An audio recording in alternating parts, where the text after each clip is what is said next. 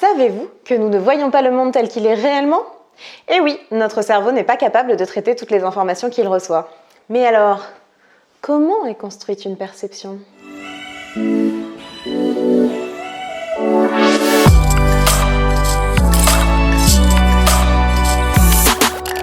Salut tout le monde, c'est Julie sur Love Influence, la chaîne pour comprendre les relations et mettre de l'amour dans ta vie.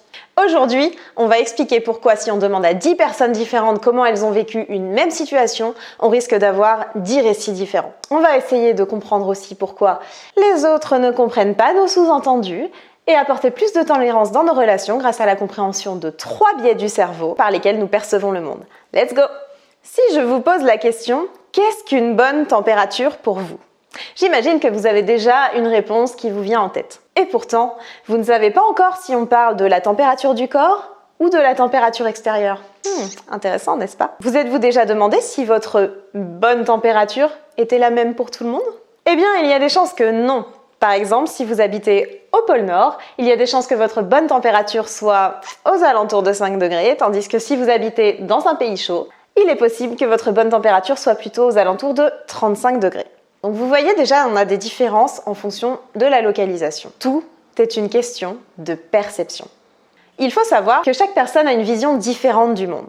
Tout ce que nous percevons de l'extérieur passe par nos filtres internes. Notre perception dépend de notre humeur du jour, de nos croyances, de notre éducation, de ce qu'on a vécu, de nos blessures, etc. En réalité, c'est un peu comme si chacun voyait le monde à travers ses propres lunettes. Par exemple, si je porte des lunettes roses, je vais voir le monde en rose, même s'il ne l'est pas. Et si mon interlocuteur porte des lunettes bleues, il va voir le monde en bleu, même si le monde n'est pas bleu. Qui a raison entre moi qui vois le monde en rose et lui qui voit le monde en bleu? C'est une question de perception encore une fois. Tout ce sur quoi je porte mon attention va passer à travers mes filtres et sera donc déformé par rapport à la réalité. Autrement dit, il existe autant de mondes différents que de personnes sur Terre, soit 7 milliards et demi de réalités. Ça commence à faire pas mal quand même.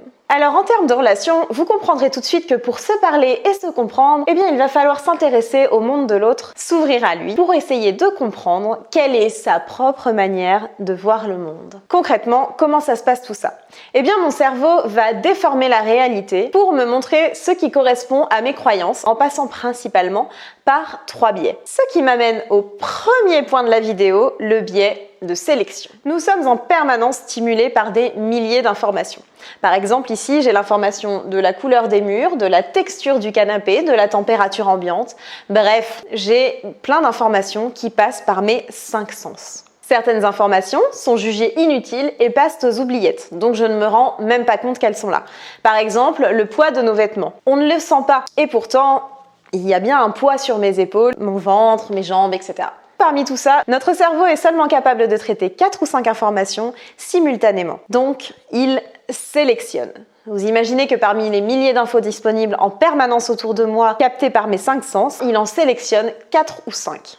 Donc ça fait déjà pas beaucoup. Ça se passe de la même manière dans une conversation. Nous allons sélectionner certaines parties de la conversation qui nous intéressent et le reste, on le passe à la trappe et on risque de l'avoir oublié. Et qu'est-ce qu'on sélectionne ? Eh bien, généralement, on sélectionne les informations qui permettent de renforcer nos croyances.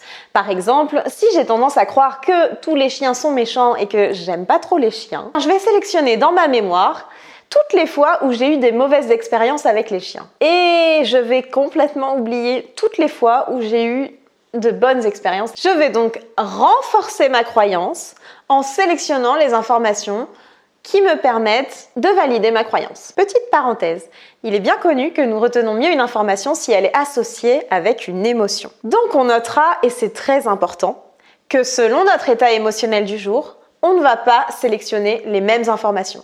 Si vous vous levez le matin et que vous êtes en mode « la vie est belle », vous n'allez pas voir la même chose et vous n'allez pas créer les mêmes pensées que si vous êtes en mode « la vie est pourrie, je suis déprimée, je vais rester au lit toute la journée, etc. » On est bien d'accord là-dessus. Pareil, lorsqu'on reçoit des remarques, si on reçoit des remarques positives mais qu'on en reçoit une négative sur quelque chose que nous avons fait, on va sélectionner la seule remarque négative et lui donner plus d'importance qu'aux autres.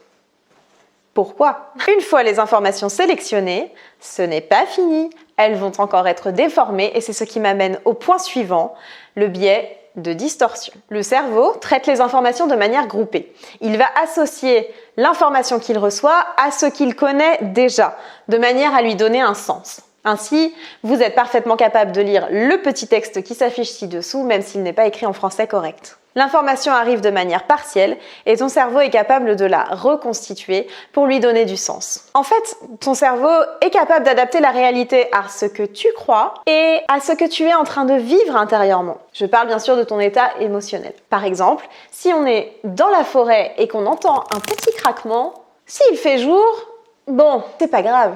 Mais si il fait nuit, comment va-t-on l'interpréter? Évidemment, il y a des chances qu'on se fasse un petit film et qu'on ne l'interprète pas tout à fait de la même manière que quand on est en pleine journée. Je sais que vous savez de quoi je parle. Vous pouvez aussi déformer la réalité en fonction de la relation que vous avez avec quelqu'un.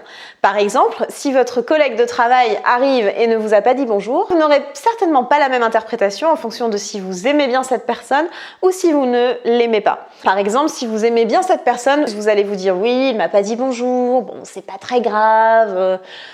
Peut-être qu'il était de mauvaise humeur, ou alors il m'a pas vu, ou il a des préoccupations, bref, vous allez lui trouver des excuses. Si vous ne l'aimez pas, alors là, il a aucune excuse. Il vous a pas dit bonjour, bah oui, mais parce que c'est un il vous aime pas et vous le savez, et donc c'est pour ça qu'il vous a pas dit bonjour.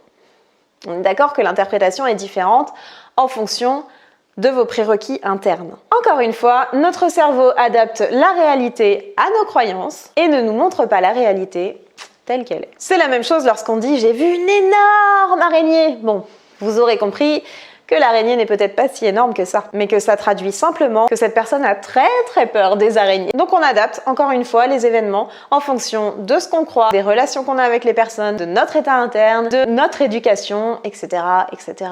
Bon, vous commencez à comprendre.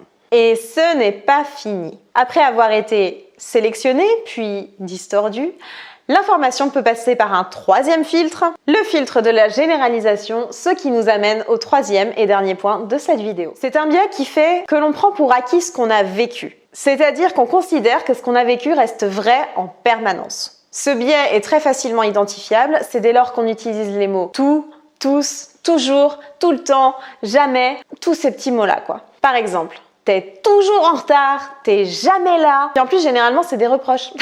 Ou alors encore, tiens, les hommes sont tous des... Voilà, tout simplement parce qu'on va avoir vécu un événement une fois, et puis si on revit le même événement 2 fois ou 3 fois, on va très rapidement considérer que c'est le cas pour tous les événements qu'on va vivre.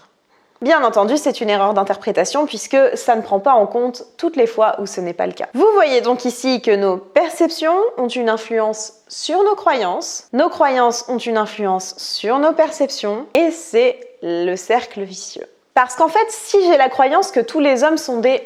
il y a de grandes chances pour que, autour de moi, je repère dans le comportement des hommes tout ce qui est associé à un mauvais comportement. Et surtout, je ne vais pas voir ceux qui sont gentils avec moi puisque je vais considérer que c'est une exception, mais que de manière générale, ils sont tous comme ça. C'est un gros biais, n'est-ce pas ? Une fois qu'on comprend que notre perception du monde est déformée et qu'elle passe par plusieurs filtres avant d'être interprétée par nous-mêmes, on comprend alors qu'il y a souvent une grosse différence entre les faits et notre interprétation des faits. Les faits, on est tous d'accord, c'est la même chose, c'est quelque chose qu'on peut observer, comme si on observait à travers une caméra de vidéosurveillance. Par exemple, Martin n'a pas dit bonjour à Christian ce matin, c'est un fait. Il ne m'a pas dit bonjour parce qu'il ne m'aime pas, c'est une interprétation, qui donc est possiblement fausse. Ce qui fait que nous n'avons pas forcément les codes pour comprendre l'autre personne. Et les autres personnes n'ont pas non plus forcément les codes pour nous comprendre. Je ne sais pas pourquoi Christian interprète que Martin ne l'aime pas, et il y a certainement d'autres raisons. Mais je ne peux pas juger parce que je ne suis pas à la place de Christian. Chaque personne a sa propre manière de voir les choses, vous, moi. Et donc, par rapport à des faits similaires, on aura certainement une interprétation différente et très personnelle. Lorsque vous êtes en interaction avec quelqu'un et que ce qu'il dit vous paraît faux ou que vous n'êtes pas en accord avec lui, souvenez-vous que son interprétation dépend de plusieurs choses. Son état émotionnel interne à ce moment-là, les informations qu'il a sélectionnées parmi les informations disponibles, la manière dont il a tordu les informations pour coller à ses propres croyances et des potentielles généralisations qu'il a pu faire. Et de même pour vous, Il faut vraiment intégrer que la personne en face de vous n'a pas forcément les codes pour vous comprendre. Et sachez que c'est difficile pour elle puisqu'elle ne voit pas le monde à travers vos lunettes, à travers vos filtres, à travers ce que vous avez vécu.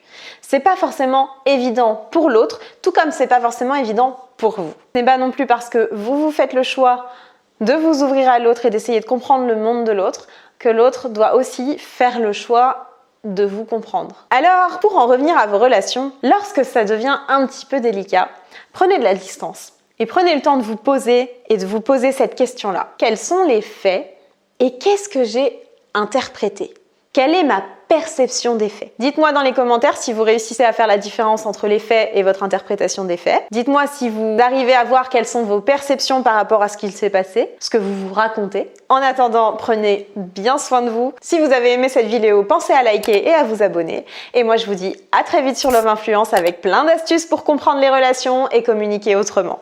Ciao!